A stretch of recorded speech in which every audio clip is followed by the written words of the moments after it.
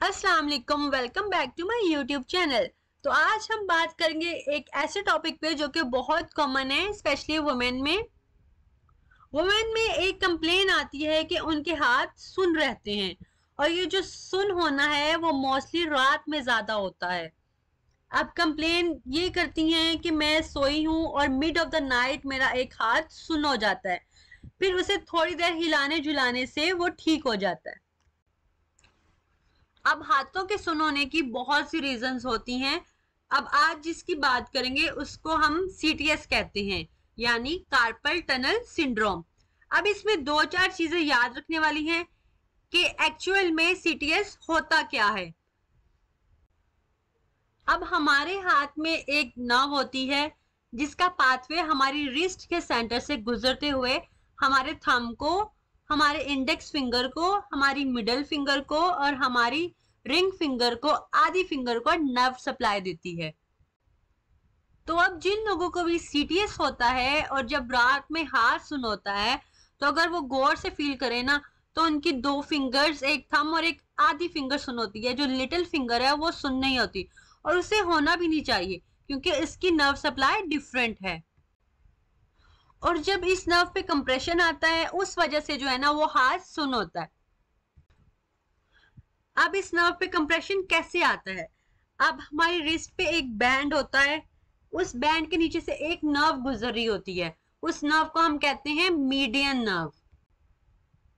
अब होता क्या है, ये जो बैंड होता है, जहां जहां से उसके अंदर से नर्व गुजर रही होती है, यहाँ पर अगर पानी जमा हो जाए, जिसे हम एडिमा कहते हैं, ये स्पेशली इन कंडीशन में होता है लाइक प्रेगनेंसी में, मोटापे में, जिनमें फैट ज्यादा आ जाए, या इसमें वो लोग आ जाते हैं जो काम ऐसा करते हैं जिसमें हाथ का यूज ज्यादा होता हो। स्पेशली वो औरतें जो किचन का काम ज्यादा करती हैं, स्पेशली कुकिंग करती हैं, उनकी नर्व पे कंप्रेशन आने के चांसेस ज्यादा होते हैं। अब चार फैक्टर्स हैं जिसमें सीटीएस होने के चांसेस ज्यादा होते हैं। कंटिन्यूसली काम करते हो, एज उनकी 40 प्लस हो, फैट पर्सन हो और फीमेल भी हो। अब ये जो चार फैक्टर्स हैं, अगर ये होंगे तो इनमें सीटीएस होने के चांसेस ज्यादा हो जाते हैं। अब ये तो हो गई पेशेंट की कंप्लेन कि मेरा हाथ सुन होता है। अब डॉक्टर्स कैसे इन्वेस्टिगेट करते हैं इससे? सबसे पहले आप देखो, जो आपका हाथ है, थंब वाली साइड पे एक उभार होता है जिसे हम एमिनेंस कहते हैं। सीटीएस की कंडीशन में ये उभार, एमिनेंस खत्म हो जाती है, तो इसे हम कहते हैं वेस्टिंग। एक तो इसकी वेस्टिंग हो जाती है, दूसरा अगर पेशेंट की रिस्ट को मोड़ें, यानी नीचे की तरफ उसके हाथ को करके रखें, थोड़ी देर अगर पेशेंट इस तरह हाथ करके रखे, उसका हाथ सुन होने लग जाए, तो it's mean median nerve compromise है। और एक टेस्ट हम और करते हैं, रिस्ट के सेंटर पे टैप टैप करते हैं। अगर इससे भी हाथ में सनसनाहट फील होती है तो इसका मतलब है इसमें भी मीडियन नर्व कॉम्प्रोमाइज है। अब ये दो मेडिकल टेस्ट हैं जो कि परफॉर्म किए जाते हैं। और अब याद रखें, आपका हाथ सुन हो जाता है और रात को ही सुन होता है, तो इस कंडीशन में एक्सरे का कोई फायदा नहीं है, किसी और टेस्ट का कोई फायदा नहीं है। इसमें बस एक टेस्ट करवाते हैं, that is NCS EMG test. जैसे हार्ट के लिए ईसीजी करते हैं, तो इसके लिए ईएमजी करते हैं, इलेक्ट्रोमायोग्राफी। तो ये हमें बता देगा कि जो हमारी मीडियन नर्व है उसकी कंडीशन क्या है।